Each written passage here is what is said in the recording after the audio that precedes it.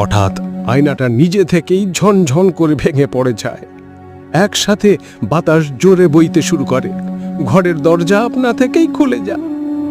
রাহুল ধীরে ধীরে দরজার দিকে এগোয়, আর তখনই একটা গম্ভীর কণ্ঠ ভেসে আসে, স্বাগতম তিলোত্তমা, প্রবেশকারী।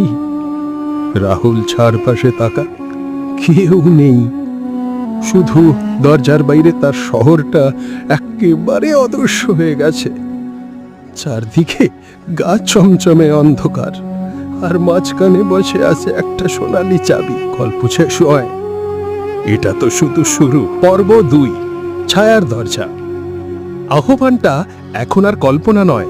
প্রতিদিন রাতে নির্দিষ্ট সময় জানালার বাইরে দাঁড়িয়ে থাকে ছায়ামূর্তিটা। একদিন সাহস করে তিলোত্তমা জানালার কাছে গিয়ে দাঁড়ায়, বলেও বলে,